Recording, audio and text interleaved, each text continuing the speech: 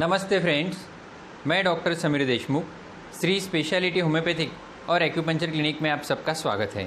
दोस्तों, आज हमारे चर्चा का विषय है एनीमिया। दोस्तों, अगर चर्चा शुरू करने से पहले अगर आपने मेरे चैनल को अभी तक सब्सक्राइब नहीं किया है तो चैनल को ज़रूर सब्सक्राइब कीजिए और बेल आइकॉन को हिट करना ना भूलिए ताकि इसी तरह नए नए वीडियोज़ की अपडेट आपको लगातार मिलती रहे।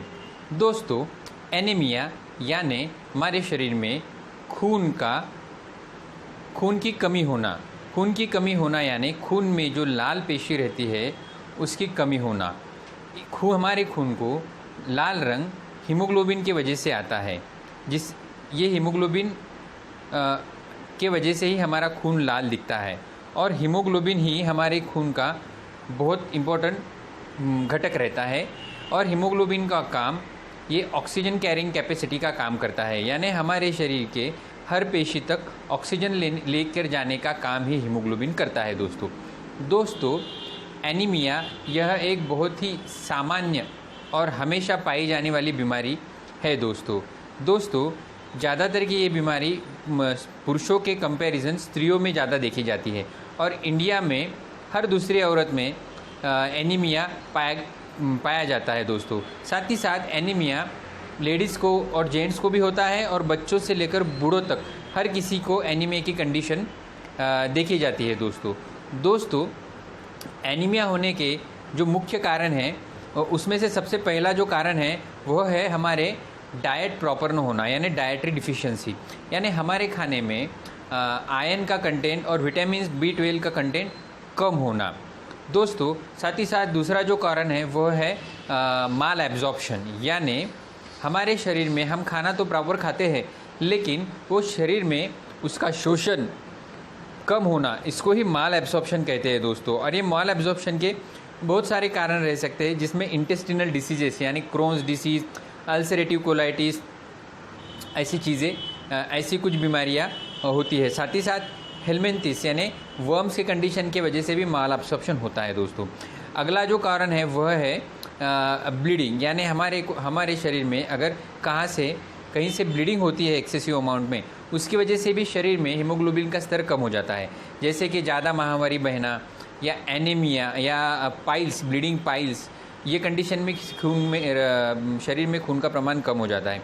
साथ ही साथ किसी इंजरी के बाद या एक्सीडेंट के बाद भी हमें एनीमिया को फेस करना पड़ता है। आफ्टर डिलीवरी भी हमें एनीमिया को फेस करना पड़ सकता है। दोस्तों, साथ ही साथ बहुत से लेडीज़ को प्रेगनेंसी में भी एनीमिया देखा जाता है, क्योंकि उस टाइम लेडीज़ की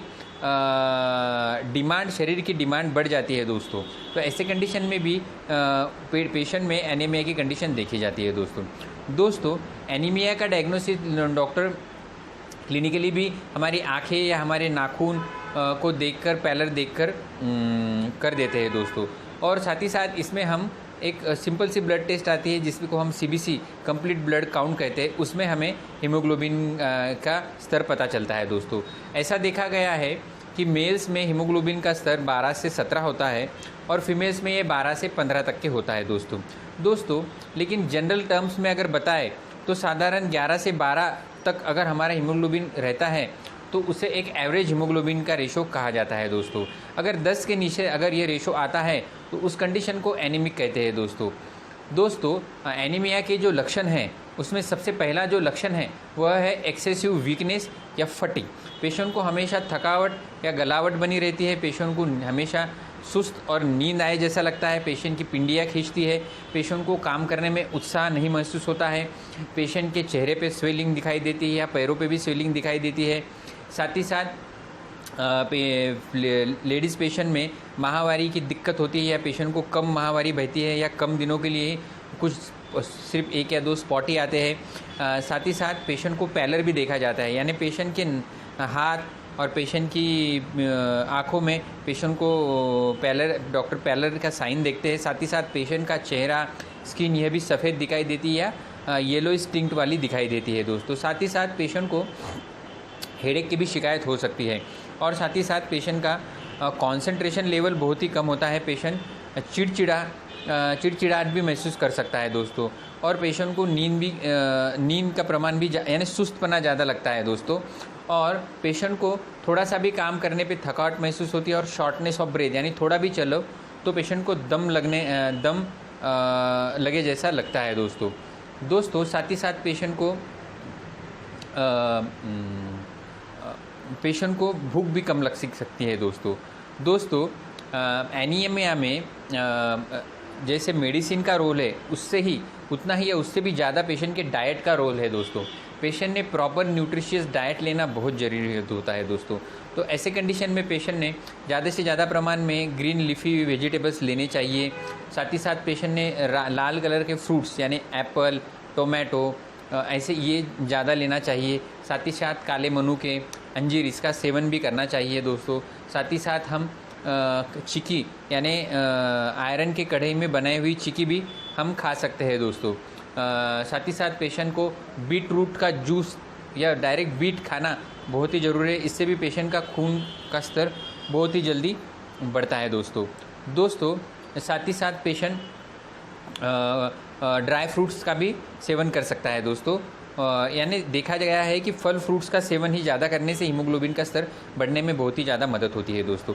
साथ ही साथ पेशेंट सप्लीमेंट्स भी ले सकता है, जैसे कुछ आयरन के सप्लीमेंट्स या फिर मल्टीविटामिन के भी सप्लीमेंट्स लेना बहुत ज़रूरी होता है दोस्तों। इसको भी पेशेंट को बहुत ही अच्छी राहत मिलती है दोस्तों। आयरन का स्तर बढ़ने के लिए कितने दिन लगते हैं ये पेशेंट के आयरन के रेंज पे डिपेंड होता है। यानी हीमोग्लोबिन अगर बहुत ही कम है तो ऐसे कंडीशन में पेशेंट को 3 से 6 महीने तक का टाइम लग सकता है। लेकिन हीमोग्लोबिन अगर ठीक ठाक है 9-10 के रेंज में है तो पेशेंट 1-2 महीने में ही सुस्त और तंदुरुस्त महसूस कर सकता है दोस्तों। इसमें होम्योपैथी में कॉज के अकॉर्डिंग बहुत सारी दवाई दी जाती है। जैसे ब्लीडिंग का अगर कॉज है तो ब्लीडिंग के हिसाब से दवाई दी जाती है। पेशेंट को अगर इंटेस्टिनल डिसीज़ है तो इंटेस्टिनल डिसीज़ अच्छे करने के लिए पेशेंट को दवाई दी जाती है। जैसे क्रॉन डिसीज़ या अल्सरेटिव कोलाइटिस है तो अगर पेशेंट को वर्म्स की शिकायत है तो पेशेंट को वर्म्स के लिए दवाई दी जाती है। यानी पॉजिटिव फैक्टर देख के पहले पॉजिटिव फैक्टर ट्रीट किया जाता है और बाद में उसको सप्लीमेंट्स भी दिए जाते हैं।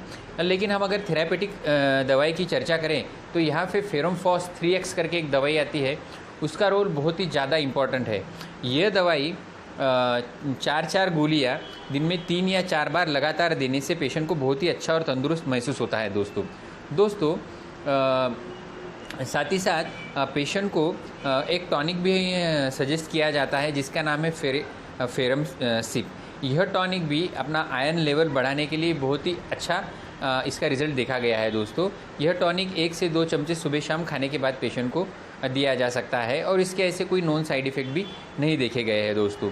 साथ ही साथ पेशेंट को हम अल्फा माल्ट नाम का टॉनिक भी दे सकते हैं दोस्तों, इसके भी रिज़ल्ट बहुत अच्छे हैं दोस्तों। एनीमिया यह कंडीशन बहुत ही कॉमनली पाई जाती है, तो इसका डायग्नोसिस जनरली पेशेंट को समझ ही नहीं पाता है कि ये हमें जो तकलीफ़ें हैं वो आयरन कमी की वजह से है। तो पेशेंट सलाइन लो या कुछ और मन से ही कुछ प्रोटीन पाउडर वगैरह लो, ऐसी कुछ कोशिश करते रहते। लेकिन आपके प्रॉपर डॉक्टर को दिखाइए, डॉक्टर आपका प्रॉपर डायग्नोसिस करके, ब्लड टेस्ट करके आपका डायग्नोसिस करके आपको प्रॉपर ट्रीटमेंट देंगे दोस्तों। साथ ही साथ आप कंप्लीट क्योर के लिए होम्योपैथिक चिकित्सा भी कर सकते हैं। अगर आपको हमसे भी चिकित्सा चाहिए, मेडिसिन चाहिए, तो आप हमें हमारे दिए गए व्हाट्सएप नंबर पर कांटेक्ट करके हमसे कुरियर से दवाई पा सकते हैं दोस्तों। अगर आपको अन्य किसी बीमारी के बारे में भी जानकारी चाहिए तो आप हमारे व्हाट्सएप पर दिए गए नंबर से कांटेक्ट कर सकते हैं दोस्तों। मुझे आशा है कि आपको आज का टॉपिक ज़रूर पसंद आया होगा। मुझसे इसी तरह जुड़े रहने के लिए वीडियो को ज़रूर लाइक कीजिए और ज़्यादा से ज़्यादा लोगों को शेयर करना ना भूलिए। Thank you very much. स्वस्थ रहिए, मस्त रहिए।